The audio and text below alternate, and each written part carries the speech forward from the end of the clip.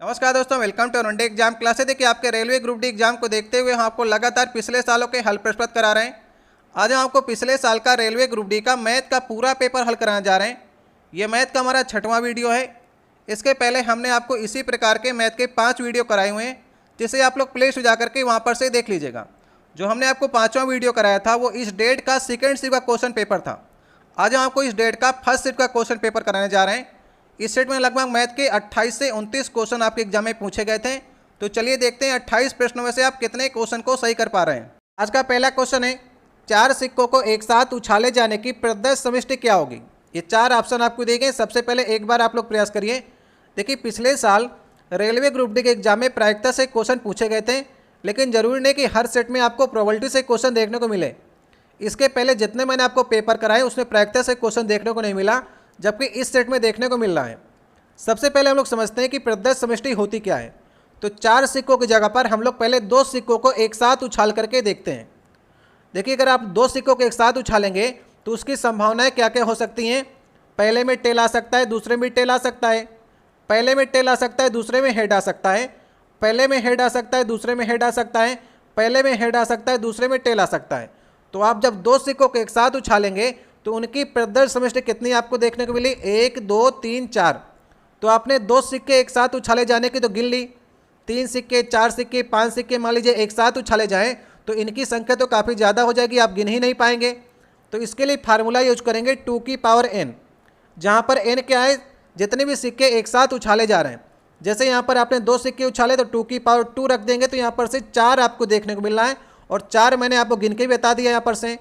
अब यहाँ पर से आपके 4 सिक्के उछाले जा रहे हैं एक साथ, तो 2 की पावर 4 कर देंगे यहाँ पर से, तो 16 मिल जाएगा। तो इसकी प्रदर्श समष्टि कितनी होगी, 4 सिक्के एक साथ उछाले जाने की 16 होगी। गिनने जाएंगे तो काफ़ी लंबा सवाल हो जाएगा, इसलिए फार्मूले का यूज करके 2 की पावर n का यहाँ पर से आप लोग निकाल सकते हैं। 3 पूछता तो 2 की पावर 3 कर देते हैं, 4 पूछा 2 की पावर 4 कर देंगे, 5 पूछेगा 2 की पावर 5 कर देंगे। सारे आपको उत्तर इससे मिल जाएंगे। अगर आपको वीडियो अच्छा लग रहा हो तो वीडियो को लाइक कर दीजिएगा।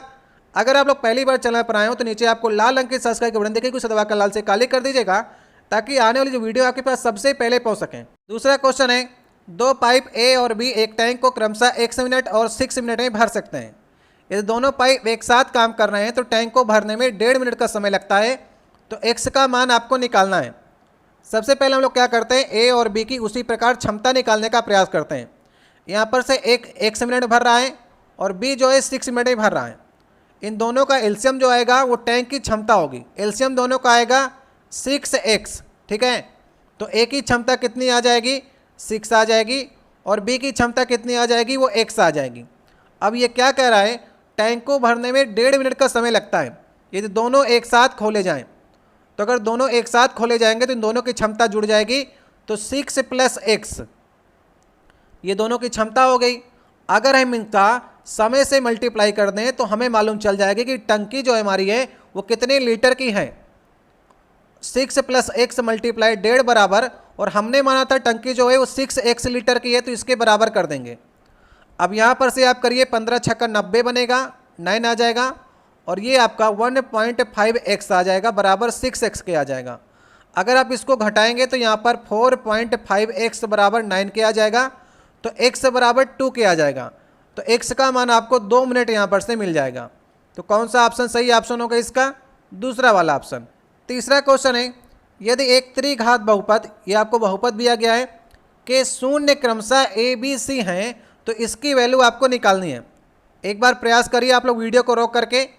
देखिए, सबसे पहले हम लोग इस बहुपद को सरल करने का प्रयास करते हैं। अगर आप इसे सरल करेंगे तो क्या बनेगा, x² कॉमन लीजिए, पहले 2 पदों में x² कॉमन लेंगे तो ये आ जाएगा 2x - 1, ठीक है।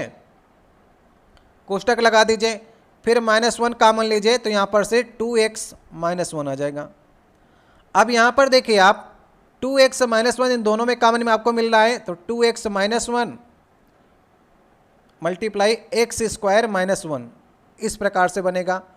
अब यहाँ पर 2x - 1 इसे भी आप हल कर सकते हैं। पहले समीकरण में आएगा x - 1 और दूसरे में बनेगा ये x + 1, क्योंकि ये a² - b² है। एक कोष्टक में माइनस होता है, एक कोष्टक में प्लस होता है।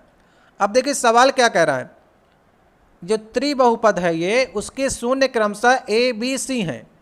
ये देखिए, ये तीन आपके बहुपद मिले, इनके तीन मूल हो सकते हैं, और अगर इनको शून्य के बराबर करें तो यहाँ पर से पहला मूल जो आपको क्रमशः मिलेगा 2x - 1 बराबर शून्य करेंगे तो उसकी वैल्यू आपको a दे रखी, तो a बराबर यहाँ पर से 1/2 आ जाएगा।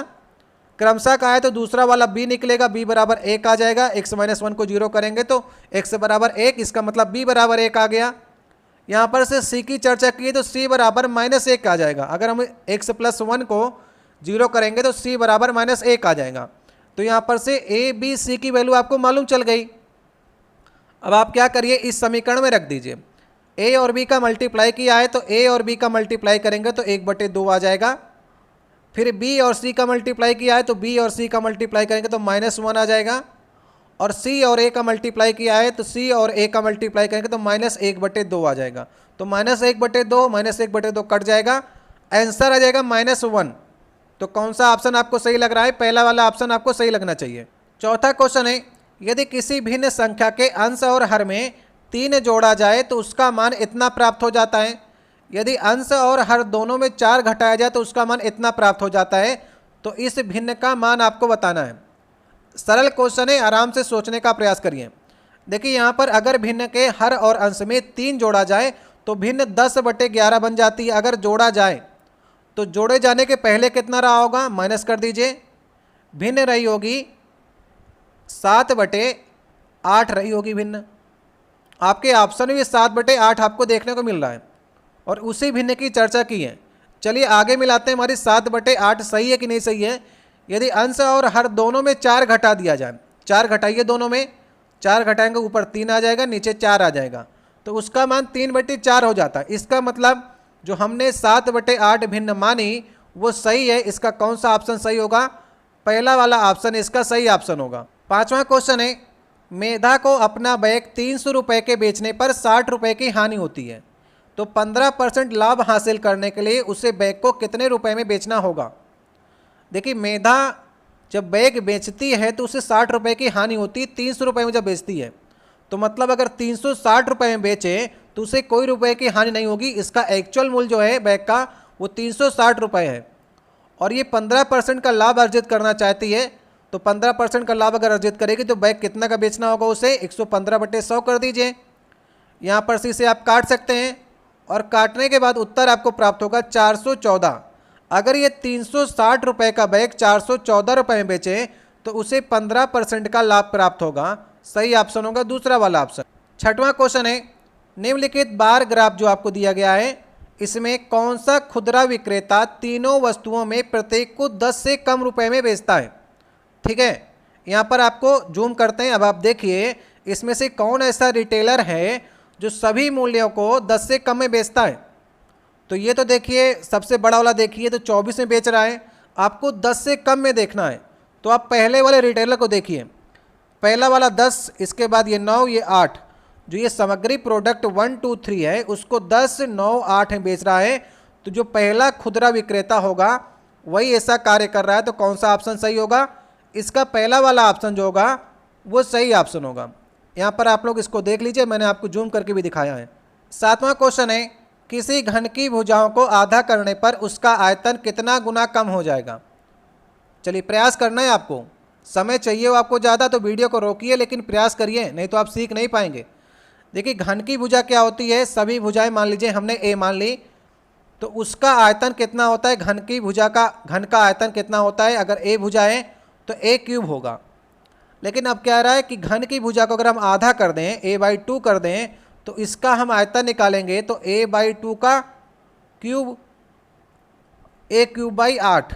ठीक है, तो उसका आयतन कितने गुना कम हो जाएगा? पहले a³ था, अभी a³/8 हो गया, तो 1/8 गुना कम हो गया। कौन सा ऑप्शन सही होगा? दूसरा वाला ऑप्शन सही ऑप्शन होगा। आठवां क्वेश्चन है, देखिए यहाँ पर भी आपको बार ग्राफ दिया गया है और पिछले 10 वर्षों में कंपनी XYZ द्वारा बेचे गए पर्सनल कंप्यूटर की जानकारी प्रदान की गई है। तो 2011 में कंपनी XYZ द्वारा कितने पर्सनल कंप्यूटर बेचे गए? 2011 ये है, यहाँ पर आपको गिनना है कि कितने पर्सनल कंप्यूटर बेचे गए। तो देखिए 2011 में 60 तक गया है ना ये, तो 60 पर्सनल कंप्यूटर बेचे गए। कौन सा ऑप्शन सही होगा? दूसरा वाला ऑप्शन इसका सही ऑप्शन होगा। 9वां क्वेश्चन है, 42 वृक्षों वाले एक बगीचे में 3/7 पेड़ नीम के हैं तो शेष आम के हैं, तो आम के पेड़ों की संख्या आपको बतानी है।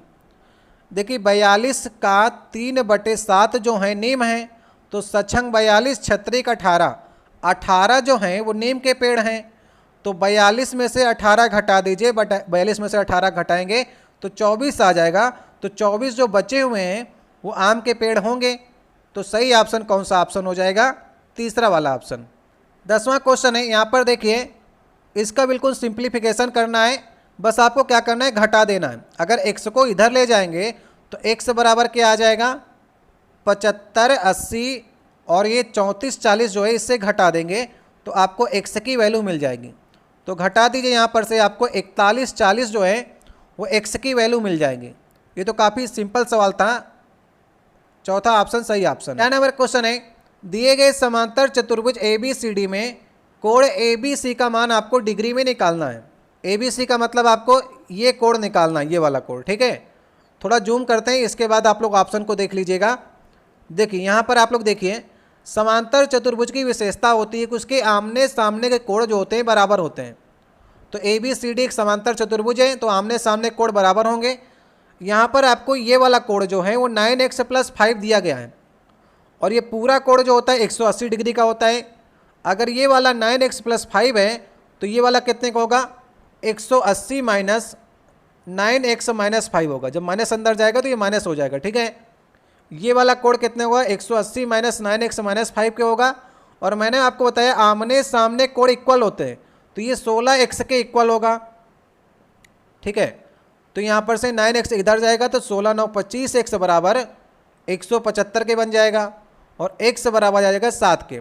x बराबर 7 के आ गया, ठीक है। आप समझिएगा, अब ये 9x + 5 जो है, दो देखिए समांतर रेखाओं को एक तिर्यक रेखा काट रही है। तो ये 9x + 5, अगर ये वाला कोण ऊपर वाला है तो ये भी 9x + 5 होगा संगत कोण से। अब ये वाला 9x + 5 होगा तो इसके सामने कोण भी 9x + 5 होगा, जो हमें ज्ञात करना है, क्योंककि आमने सामने कोण इक्वल होते हैं। अगर ये 9x + 5 है तो ये भी 9x + 5 होगा, और x की वैल्यू आपने 7 निकाल ही चुके हैं। तो 9 × 7 = 63 5 68, तो ABC का मान कितना होगा? 68 होना चाहिए। तो कौन सा ऑप्शन सही ऑप्शन है? डी वाला ऑप्शन सही ऑप्शन होगा। 12 नंबर क्वेश्चन है, 10 वर्ष पूरे एक माँ की आयु अपने पुत्र की आयु की 3 गुना थी। करते चलते हैं, 10 वर्ष पहले की बात कर रहा है, तो यहाँ पर से माँ की उम्र अपने पुत्र की उम्र की 3 गुनी थी, तो माँ 3 होगी, पुत्र 1 होगा। इस प्रकार से आपने कर लिया। 10 वर्ष बाद माँ की आयु पुत्र की आयु की 2 गुनी होगी। 10 वर्ष बाद की बात कर रहा है, 2 गुनी मतलब 2 और 1 का अनुपात होगा। तो यहाँ पर आपको सबसे पहले अनुपात को बराबर करिए। यहाँ पर 3 है, यहाँ पर 1 है, यहाँ पर से 3 से 2 हो रहा है, यहाँ से 1 से 1 हो रहा है।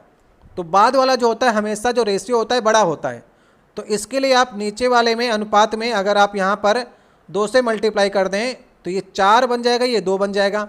अब देखिए 3 से 4 1 का अंतर है, 1 से 2 1 का अंतर है। अब हमने रेशियो को समान कर लिया। अब 3 से 4 में कितने का डिफरेंस आ रहा है? 1 का डिफरेंस आ रहा है। तो 1 बराबर ये 10 वर्ष पूर्व वाला था और ये 10 वर्ष बाद वाला था। इन दोनों के बीच का समय कितना होगा? 10 वर्ष पहले और 10 वर्ष बाद, इन दोनों के बीच का डिफरेंस होगा 20 साल। तो 1 बराबर हमारे 20 के होगा। तो यहाँ पर से 1 बराबर अगर 20 के हो गया तो पहले ये 3 और 1 का अनुपात था 10 वर्ष पहले, तो माता होगी 60 साल की और पुत्र होगा 20 साल का 10 वर्ष पहले। लेकिन वर्तमान में कितना होगा? वर्तमान में ये 70 होगी और ये 30 होगा, क्योंकि वर्तमान में 10 वर्ष आपको जोड़ना पड़ेगा। और रेशियो की बात करेंगे तो 7 और 3 का रेशियो होगा माता और पुत्र में। तो कौन सा ऑप्शन सही ऑप्शन होगा? पहला वाला ऑप्शन। 13 नंबर क्वेश्चन है, किसी भिन्न और उसके व्युत्क्रम का अंतर आपको 9/11 दे रखा है। तो भिन्न और इसके व्युत्क्रम दोनों के घनों के बीच का अंतर आपको ज्ञात करना है। समझने का प्रयास करिएगा, मैं आपको दिशा बताने का प्रयास करूंगा। देखिए मान लीजिए भिन्न जो है वो x/y है, इसका व्युत्क्रम होगा y/x। इनके बीच का अंतर आपको 9/11 दे रखा है। और पूछा क्या है आपसे? भिन्न और इसके व्युत्क्रम दोनों के घनों का अंतर, मतलब आपसे x³/y³ minus y cube upon x cube, इन दोनों के घनों का अंतर आपसे पूछा है। इसकी वैल्यू आपसे पूछी, ये आपको दे रखा है, तो आप इसकी वैल्यू तभी निकाल पाएंगे जब इन दोनों तरफ आप घन कर दीजिए, तो इसकी वैल्यू आपको आराम से मिल जाएगी। इन दोनों की तरफ अगर आप घन करेंगे और एक्स अपान वाई को ए मान लीजिए और वाई अपान एक्स को बी मान लीजिए, तो ए माइनस बी का होल क्यूब का फार्मूला यहाँ पर आपको लगाना पड़ेगा। तो चलिए लगाते हैं।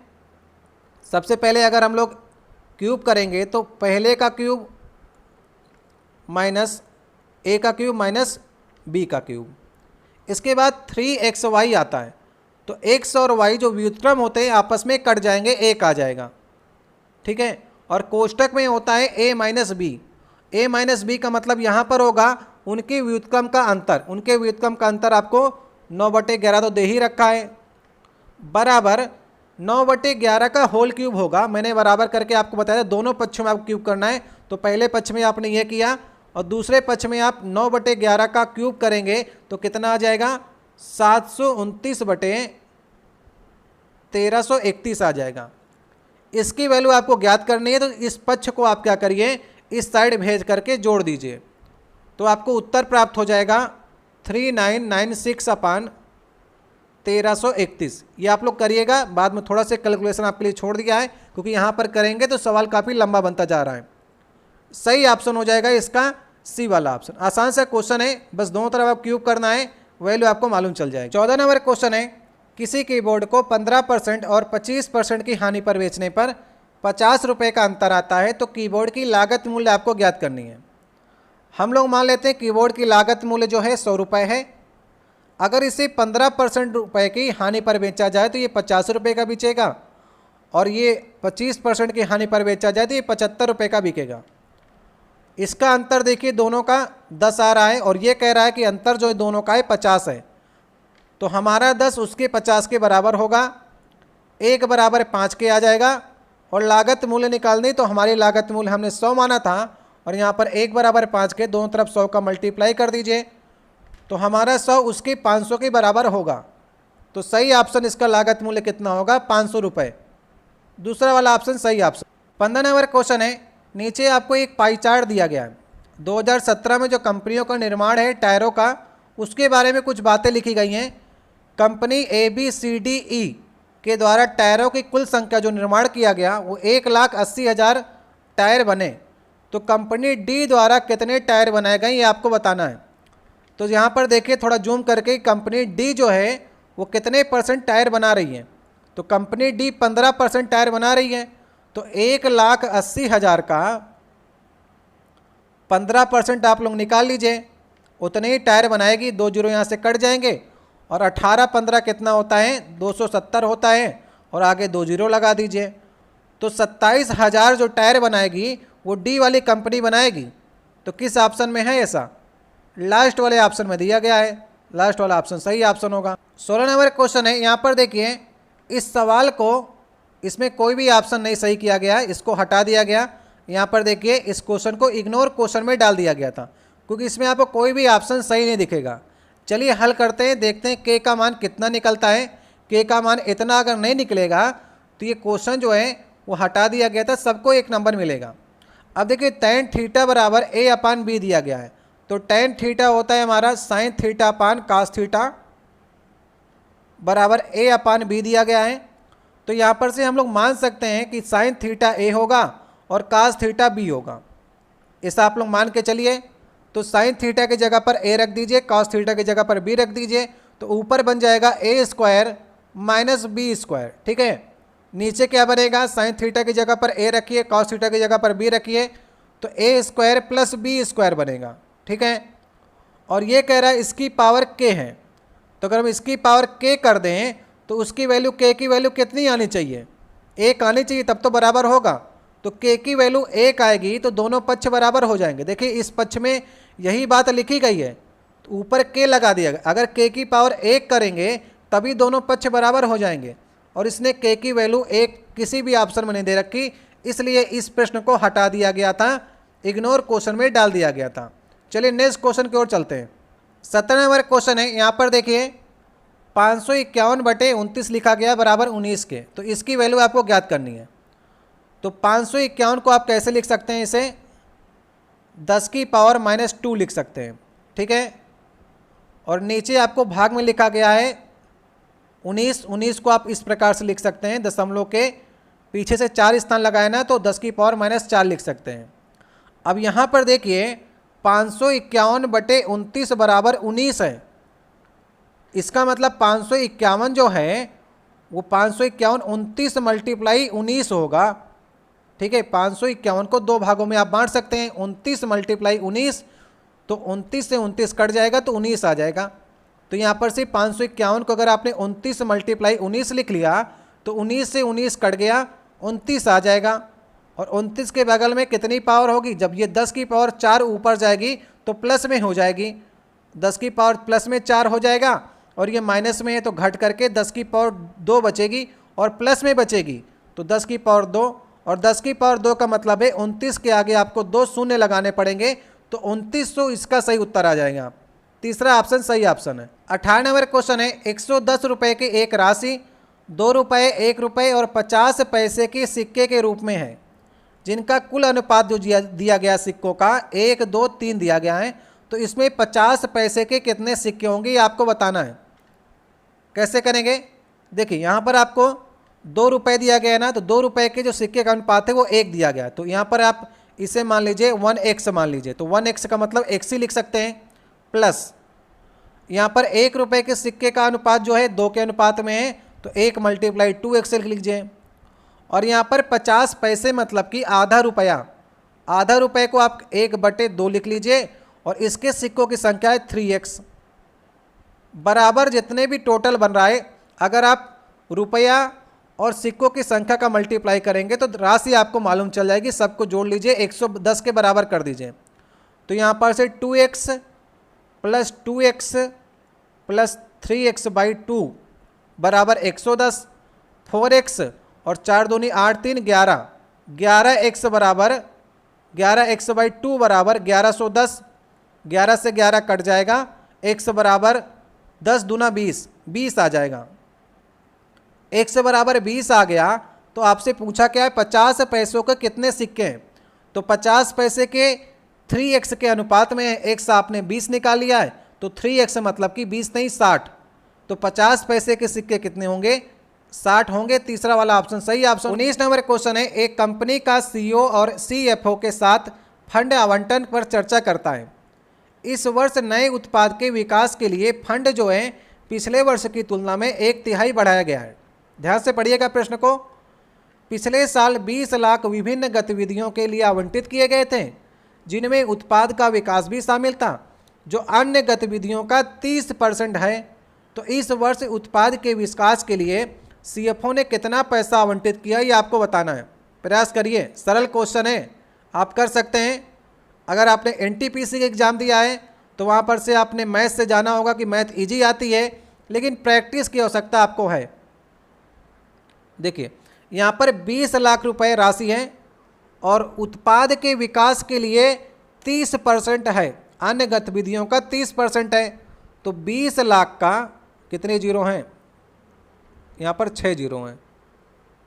20 लाख का 30% कितना होगा, 6 लाख होगा, ठीक है, 6 लाख रुपए होगा। 20 लाख का 30% 6 लाख रुपए हुआ।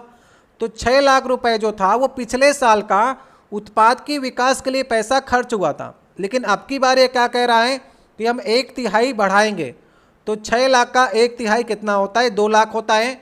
तो पहले 6 लाख था, अभी 1/3 बढ़ा देगा तो 8 लाख रुपए जो होगा वो इस वर्ष नए उत्पाद के विकास के लिए पैसा आवंटित किया जाएगा। पहले 6 लाख था, अभी 1/3 बढ़ाया है 6 लाख का, तो 8 लाख रुपए पैसा आवंटित किया जाएगा। दूसरा वाला ऑप्शन सही ऑप्शन होगा।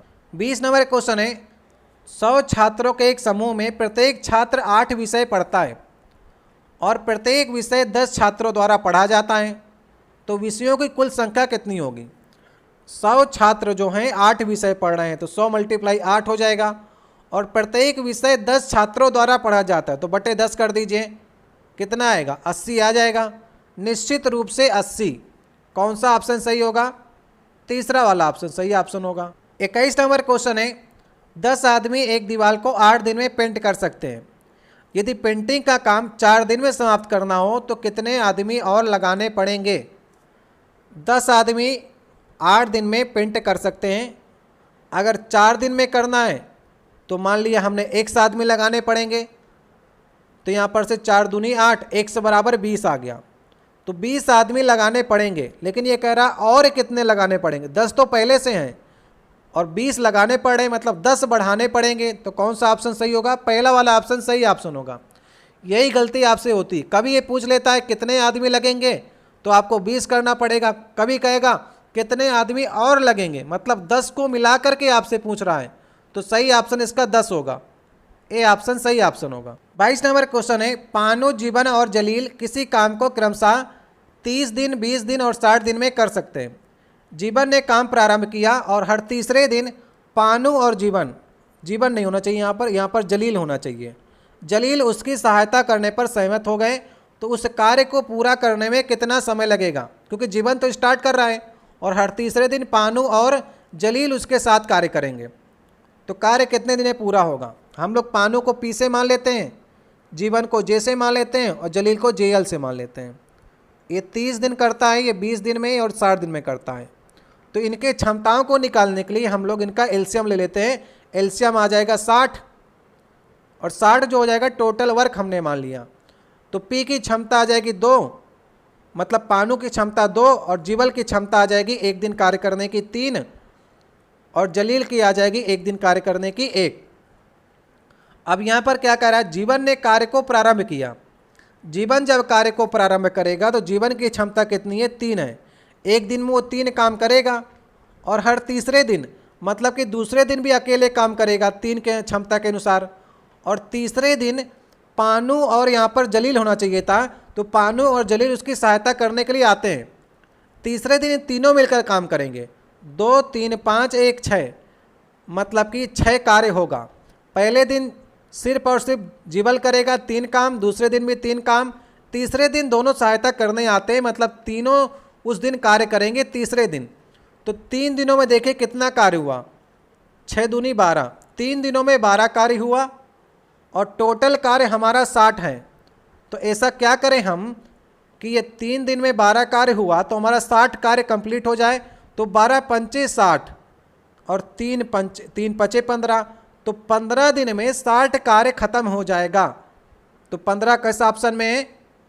तीसरे ऑप्शन में है। तीसरा वाला ऑप्शन सही ऑप्शन होगा। 23 नंबर क्वेश्चन है, आप एक बिंदु A और B से 45 किलोमीटर पर आवर गति से गाड़ी चला रहे हैं। आपका दोस्त जो है आपके विपरीत डायरेक्शन से, मतलब B से A बिंदु तक 53 किलोमीटर पर आवर गति से गाड़ी चला रहा है। ये दोनों बिंदुओं के बीच की दूरी 1029 किलोमीटर है। तो आप दोनों एक समय आरंभ करते हैं चलना, तो एक दूसरे को कितने समय या कितने घंटे बाद पार करेंगे? अच्छा क्वेश्चन है। कैसे करेंगे आप? देखिए, यहाँ पर मान लीजिए A है और यहाँ पर मान लीजिए B है। ये रास्ता है, कितने किलोमीटर का है? 1029 किलोमीटर का है। यहाँ पर से जो है आप जो है यहाँ पर से A से चलना स्टार्ट करते हैं 45 किलोमीटर पर आवर से, और आपका दोस्त यहाँ पर 53 किलोमीटर से चल रहा है। और ऑप्शन में आप देखिए, आपको 10 दिख रहा है, 9 दिख रहा है, 10 दिख रहा है, 11 दिख रहा है। तो मतलब आपको अप्रॉक्स जो है वो 10 घंटे चलना होगा। अब देखिए 10 घंटे में आप कितना चलेंगे? आप चलेंगे 45 चलते हैं 1 घंटे में, तो 10 घंटे में चलेंगे 450। आपका दोस्त जो है वो 53 किलोमीटर चलता है 1 घंटे में, तो 10 घंटे में चलेगा वो 530। दोनों को जोड़िए, 450 और 530 को जोड़ेंगे तो यहाँ पर से आ जाएगा 980। मतलब कि 1029 जो हमारी दूरी थी वो 980 जो है वो कवर हो चुकी है 10 घंटे में। ठीक है, अब देखिए 980 से घटाइए इसे, कितना आ जाएगा? यहाँ पर 49 आ जाएगा। मतलब कि 49 किलोमीटर की दूरी बाकी है। बीच की जो दूरी होगी 49 किलोमीटर की होगी। ये कितना चला है? ये 450 चला 10 घंटे में, और ये 530 चला है। ठीक है, अब देखिए बीच की दूरी 49 है। अगर ये 1 घंटे चल देगा तो 45 चला जाएगा, और ये 1 घंटे चलेगा तो 53 चला जाएगा, मतलब ज़्यादा हो जाएगा 49 से। तो इनको हम आधा घंटा चलाते हैं। अगर 10 घंटे चल ही चुके हैं, आधा घंटा और चलाते हैं ए को। आधा घंटा में ए जो है 45 चलता है 1 घंटे में, तो आधा घंटे में चलेगा 22.5। और आपका दोस्त जो है 1 घंटे में 53 चलता है, तो आधे घंटे में कितना चलेगा? 26.5 चलेगा। 26.5 और 22.5 49 होता है, और 49 ही इनके बीच की दूरी बची है। इसका मतलब आप और आपका दोस्त अगर 10.5 घंटे चलें तो 1029 किलोमीटर की दूरी को तय कर लेंगे। ये मैंने बिना फार्मूले के आपको समझ करके बताया है, फार्मूले का कोई भी प्रयोग नहीं किया है, इसलिए आपको उत्तर समझाने में थोड़ा देर लगा है। लेकिन इस तरह आप करेंगे तो आपको समझ में आएगा, और बिना फार्मूले के आप एग्जाम में लगा भी सकते हैं। तो 10.5 घंटे में 1029 किलोमीटर की दूरी तय हो जाएगी। 24 नंबर क्वेश्चन है, एक किले में तैनात 1200 सिपाही के लिए 28 दिन की खाद्य सामग्री थी। 4 दिन बाद कुछ सिपाही किला छोड़ करके चले जाते हैं, जिनसे उपलब्ध सामग्री 32 दिन ही चलती है। कितने सिपाही किला छोड़ करके चले गए? देखिए 1200 सिपाही के लिए 28 दिन के लिए भोजन था।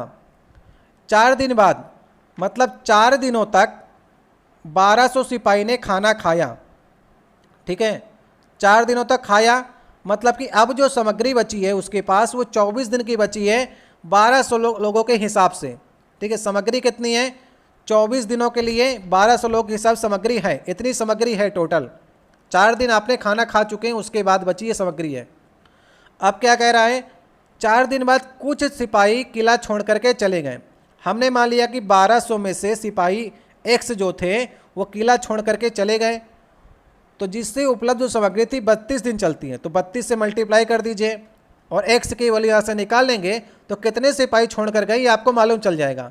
तो यहाँ पर से पहले भाग करिए, 8 त्रिक 24, 8 चौक 32 और 4 तेई 12, 3 त्रिका 900, 900 आ गया। 900 में से 1200 जाएंगे तो एक्स की वैल्यू आ जाएगी 300। तो मतलब 300 सैनिक जो थे वो छोड़ करके चले गए थे 4 दिन बाद।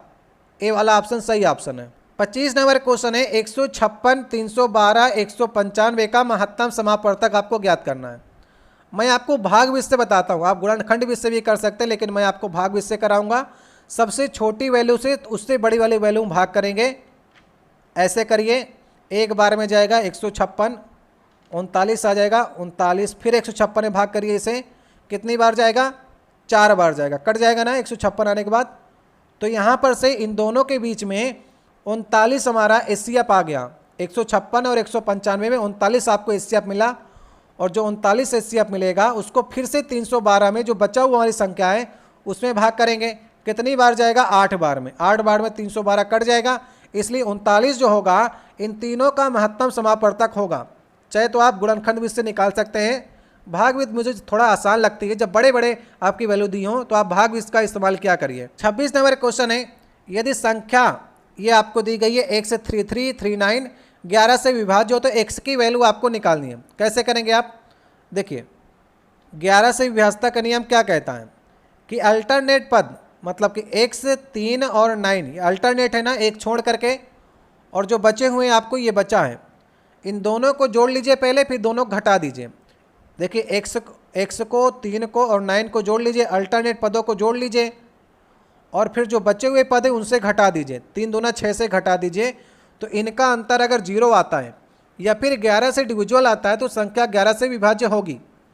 9 3 12 है, अगर हम x की जगह पर 5 रख दें तो 12 5 17 हो जाएगा, और 17 में से आप 6 घटाएंगे तो 11 आ जाएगा। या तो 11 आ जाए, या तो 0 आ जाए, या तो 22 आ जाए, या फिर 33 आ जाए, कोई 11 से डिविजुअल संख्या आ जाए। तो यहाँ पर 11 आ गया, तो यहाँ पर आपको x की जगह पर 5 रखना होगा। ये आप बाई ऑप्शन से यहाँ पर से देख करके कर सकते हैं। तो सही ऑप्शन कौन सा होगा? दूसरा वाला ऑप्शन। 27 नंबर क्वेश्चन है, यहाँ पर देखिए सामू को एक परीक्षा पास करने के लिए 40% अंकों की आवश्यकता है। यदि वह 190 अंक प्राप्त करने पर भी 10 अंकों से फेल हो जाता है तो परीक्षा के कुल कितने अंकों की थी? परीक्षा कुल कितने अंकों की आपको पूर्णांक बताना है। देखिए 40% अंकों पर वो पास होगा, और 190 अंक प्राप्त करके भी वो 10 अंकों से फेल हो जाता है, मतलब कि उसे 200 अंक अगर मिल जाते तो पास हो जाता। तो 40% बराबर 200 को होगा। 40% अंक चाहिए या तो फिर 200 अंक चाहिए, तो 40% बराबर 200, 1% बराबर 4 पंचे 20, 5 के, तो 100%, पूर्णांक 100% का होता है। तो 100% बराबर 500 के, तो पूर्णांक 500 का होगा। परीक्षा कुल हमारी 500 अंकों की थी, ए वाला ऑप्शन सही ऑप्शन होगा। देखिए 27 क्वेश्चन हम आपको करा चुके हैं, अब 2 क्वेश्चन आपके लिए छोड़ दे रहे हैं। 29 क्वेश्चन टोटल इस सीरीज में पूछे गए थे। ये पिछले साल का मैं आपको रेलवे ग्रुप डी का 6वां पार्ट करा रहा हूँ। 27 क्वेश्चन हमने आपको करा दिए हैं। इसका आप लोग मासापा एचसीएफ निकालिएगा और कमेंट बॉक्स में बताइएगा। सिंपल सा क्वेश्चन है, लेकिन आप लोग कर सकते हैं, गलत मत करिएगा। छोटे छोटे क्वेश्चन आपसे गलत होते हैं। 16, 72 और 28 का आपको एचसीएफ निकालना है। कमेंट करके आप लोग इसका उत्तर बताइएगा। एक क्वेश्चन देखिए और आपके लिए छोड़े जा रहे हैं। ये हमारा आज का 29 नंबर क्वेश्चन होगा। 3 माह के लिए 1080 का निवेश करने पर 27 रुपये ब्याज आपको प्राप्त हुआ है, तो सालाना साधारण ब्याज की दर कितनी थी, ये आपको ज्ञात करना है। मूलधन गुणे दर गुणे समय बटे 100 बराबर ब्याज के अगर आप लगा देंगे इसमें तो आपको फार्मूला मालूम चल जाएगा। लेकिन देखते हैं इस फार्मूले का यूज करके कितने लोग दिमाग लगा पाते हैं कि 3 माह को आप वर्ष में कैसे चेंज करके उत्तर निकालेंगे। तो ये मैंने 2 क्वेश्चन आपके लिए लास्ट में छोड़ दिए। मैंने आपको 27 क्वेश्चन कराएं, 2 क्वेश्चन आपके लिए छोड़े हुए हैं। दोनों बहुत ही सिंपल क्वेश्चन है। अगर आप लोग मैथ लगाने वाले हैं तो आप इन 29 क्वेश्चन को लगा सकते हैं। और सारे क्वेश्चनों आपके लिए बढ़िया क्वेश्चन थे। आप देख सकते हैं रेलवे एनटीपीसी और रेलवे ग्रुप डी का एग्जाम अगर आप देकर आएँ तो रेलवे ग्रुप डी जो है वो एनटीपीसी से कम नहीं है, इसलिए आप इसको कम मान के मत चलिएगा। रेलवे एनटीपीसी में, रेलवे ग्रुप डी में, दोनों में क्वेश्चन जो है अच्छे लेवल के पूछे जाते हैं। सबकी तैयारी आपको बेहतर ढंग से करके चलनी है। इसको आप लाइट में नहीं ले सकते हैं ग्रुप डी के एग्ज़ाम को। पिछले बार बहुत ढेर सारे लोग मैथ की वजह से फेल हो गए थे। आप मैथ को अच्छी करिए। 29 में से अगर आप लोग 25 क्वेश्चन तक सही करने का प्रयास किया है तो आपका स्कोर अच्छा माना जाएगा। साइंस के भी मैं आपको सीरीज चला रहा हूँ और मैथ के भी आपको क्वेश्चन करा रहा हूँ, तो आप लोग लगातार तैयारी करते रहिए। कोरोना थोड़ा बढ़ रहा है, इसके बाद आपका एग्ज़ाम लग ही जाएगा। एनटीपीसी का 7वां चरण बाकी है, अभी स्थगित कर दिया गया है। 1 महीने में वो भी हो जाएगा। और ग्रुप डी के लिए आपके समय आपके पास काफ़ी कम बचा है, तैयारी करिए आप लोग। ये हमारा 6वां पार्ट था। वीडियो आपको कैसा लगा? वीडियो अच्छा लगा हो तो वीडियो को लाइक कर दीजिएगा। किसी प्रश्न में आपको डाउट होता है कि इसका आंसर ये से ये हो सकता है तो आप कमेंट बॉक्स में कह सकते हैं। मिलते हैं आपसे नेक्स्ट वीडियो में। इन दोनों प्रश्नों का आप लोग उत्तर दीजिएगा और आपने कितना स्कोर किया इसे आप लोग कमेंट बॉक्स में बता सकते हैं। ठीक है, चलिए, अगर आप लोग नेक्स्ट पार्ट चाहते हो तो कमेंट बॉक्स में आप लोग कह सकते हैं।